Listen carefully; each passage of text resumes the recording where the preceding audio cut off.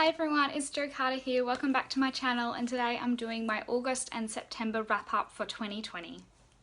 I really wanted to do like this frame because I want to show my gorgeous little plant. It's gotten so long since I bought it. When I bought it, it was only up to here. I don't know if you guys remember that video, but look at it. It's so long and healthy.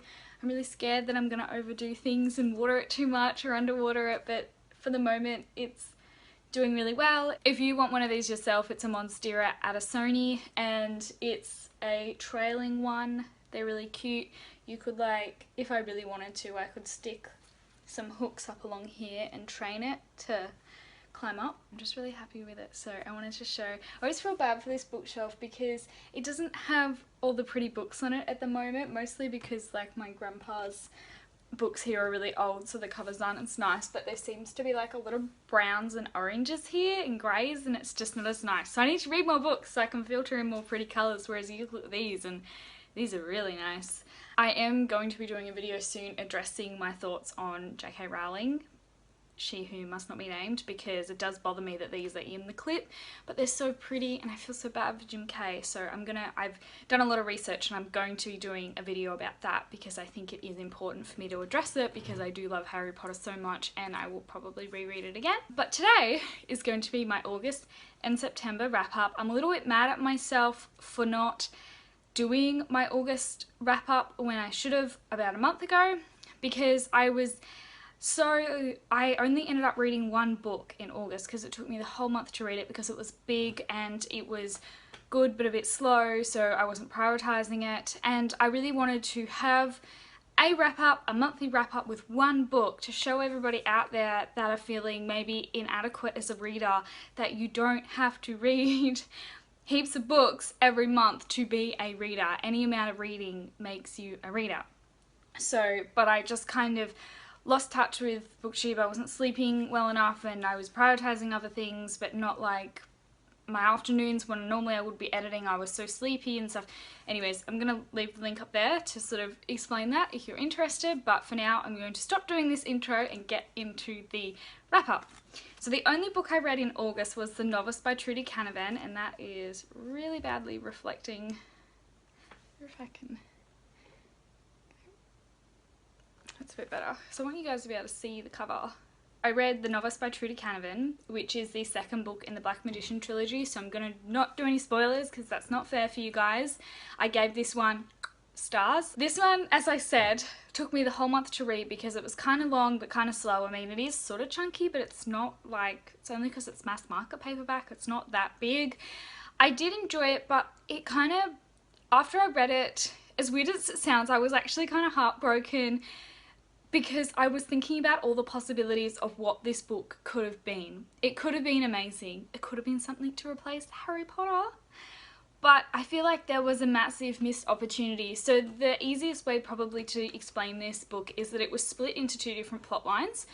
And this is how Canavan seems to do her books. This is what she did with the first book in this series. A lot of the same stuff happened up until the halfway point, and then something else happened. She switched gears, and then something else happened for like it's very clearly defined. I didn't really mind that. It's just that because this book is so much bigger than the other one, it didn't work as well because the first half of the book, we spent a lot of time doing the same thing without there being much like tension in the novel. And it wasn't necessarily that the plot itself was bad. The topic surrounding it was actually bullying, which is very topical and very important and something we need to continue to talk about and address until it doesn't exist. How can we find that magic potions that stops kids from being bullies? I don't know, but it was very important, and I like give props and praise to Trudy Canavan for putting bullying in a book. It's sad that this book was written like years ago. This is like an old fantasy book and bullying is still topical. Yeah, 2002 and it's still topical. That's like 18 years ago.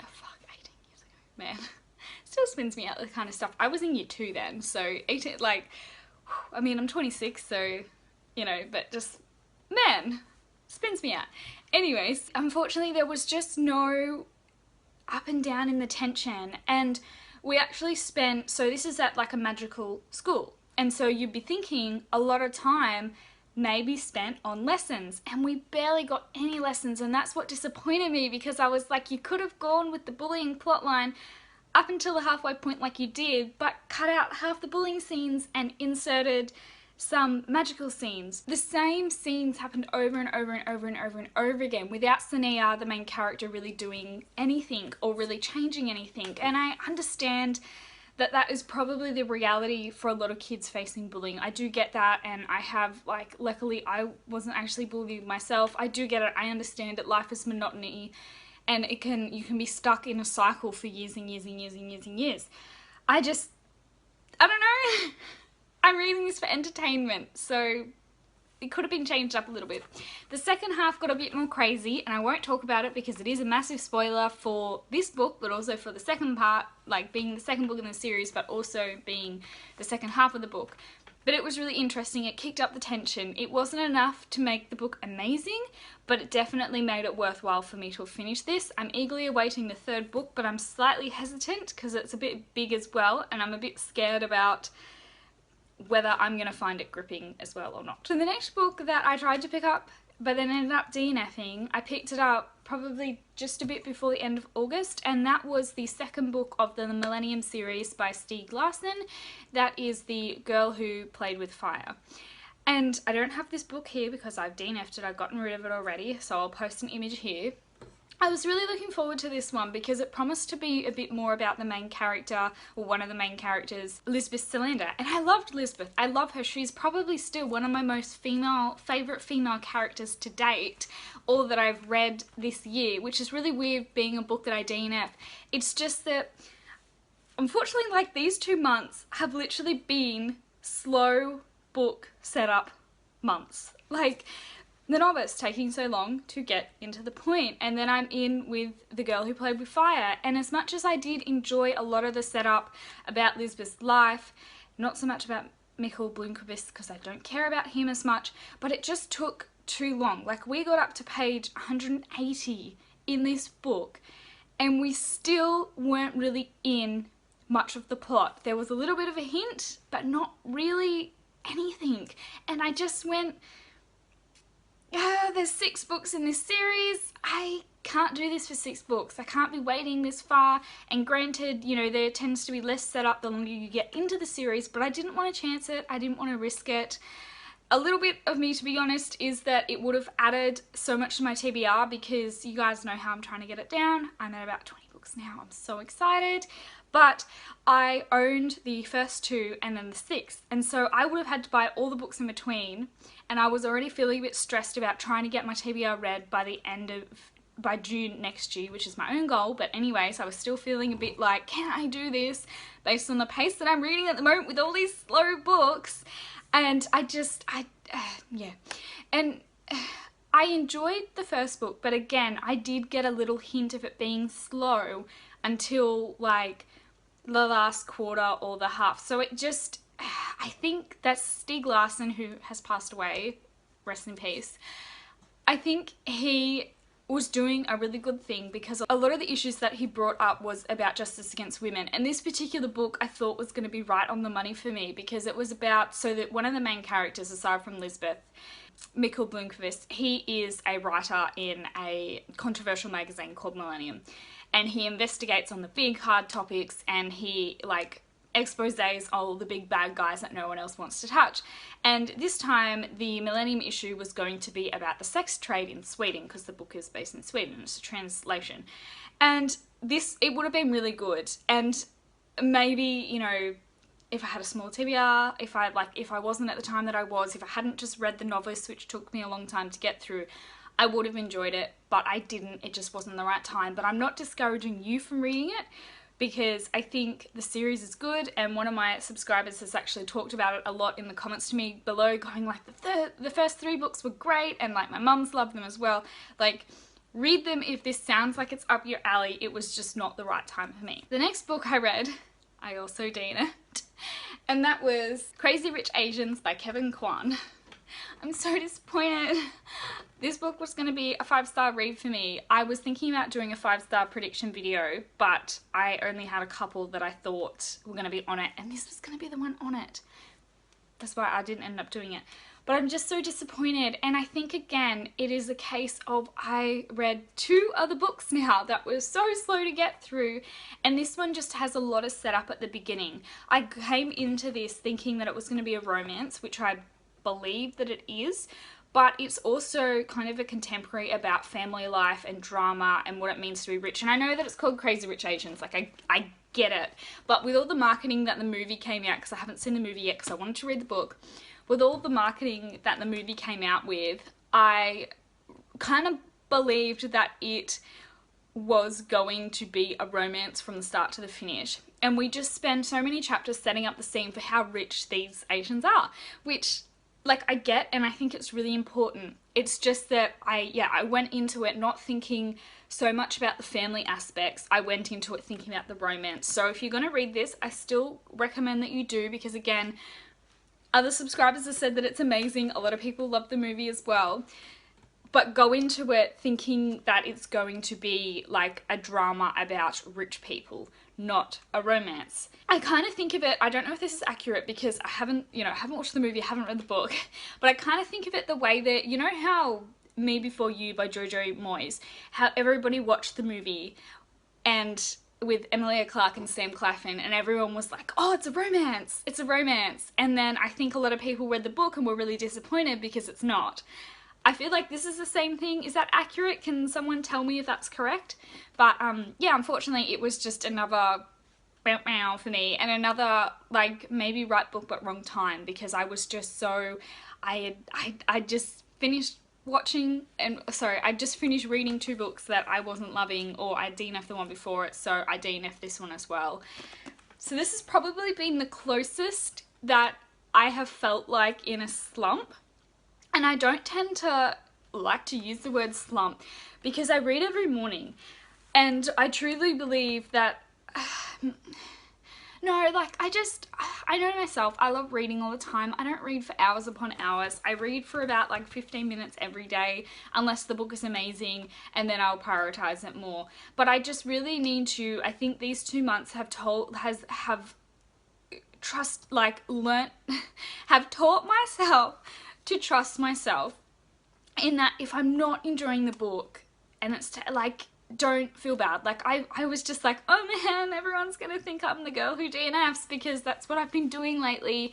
But this is a product of having such a big TBR and finally working my way down to the bottom of it, is that I picked up these books that I was so excited for at one time or another, and that moment has passed. And not to say that it still couldn't be interesting, but I particularly feel with Crazy Rich Asians is that when I first heard about the book, I was so keen, and I reckon if I had read it then, I would have made it the whole way through. And maybe that means that I'll pick it up later on in life and I'll really enjoy it.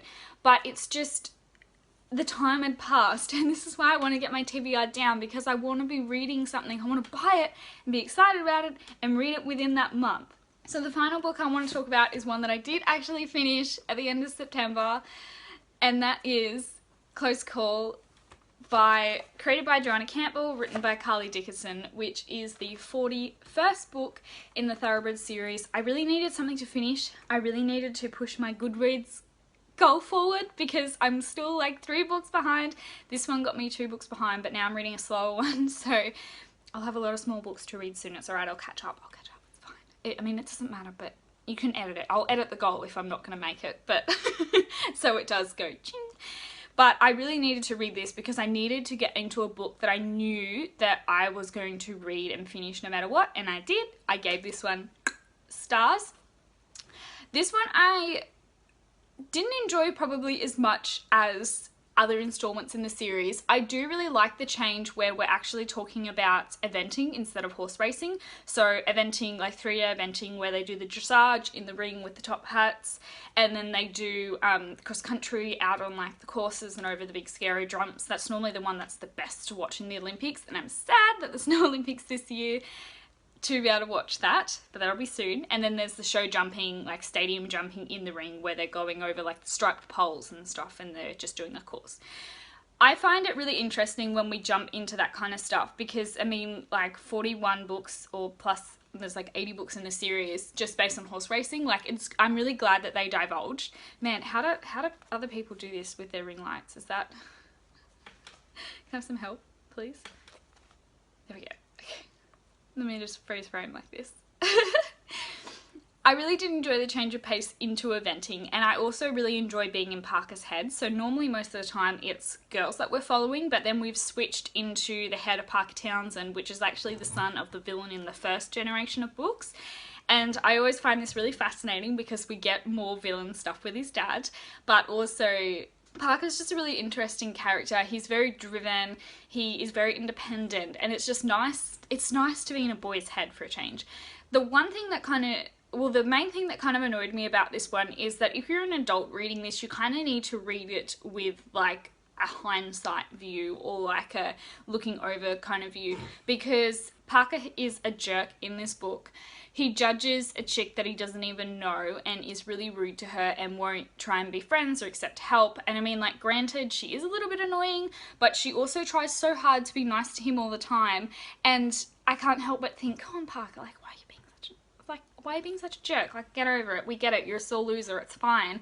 But I think it really shows his growth and development. And considering that he is the son of the villain, it would be really unrealistic for him to be a nice guy with no issues. So I really enjoyed that about this book, that they showed, you know, you do actually have consequences when you're raised by snobby, spoiled rich people. But it really showed by the end of the novel how Parker was able to overcome this and realize that he'd been stupid and judgy, and he ends up seeing the value of being friends with this girl. So overall, it was good. I got through it. Yay! Something I actually bloody finished. So that is everything that I read in August and September. I only finished 2 books and I DNF'd 2. It was a really weird reading month, but I'm sure it won't be the last. Actually, no, I was kind of thinking after I DNF'd Crazy Rich Asians that I should do an unhaul, but I looked at all the books and I'm like, nah man, I want to read all of these. So I'm actually reading the second part of the 3rd Game of Thrones, and you probably know this because I'm repeating myself because I do reading vlogs, but I'm having a really swell time and I'm pretty hopeful that I'll actually get this finished in October and have time to read another book because they're such chunkers. But I am enjoying reading again. It has restored my faith because I've spent like the majority of today reading and napping because it's Sunday. But there's a long weekend tomorrow, so I have the day off as well. Thanks everybody so much for watching this, and I am looking forward to doing more videos, and I will chat to you again next time. Don't forget to like, comment and subscribe. I just want to say thanks to all of my subscribers, new and old. I've been getting a few new ones and it's making my heart really happy, and I'm really loving all the comments that everybody's doing. I really appreciate you guys. You're awesome, and I really enjoy reading your comments and chatting with you. So I'll see you guys again next time. Bye! Dun, dun, dun. And where's the video without Cookie? See? Look. He's just been napping, so he's a bit sleepy. You good boy.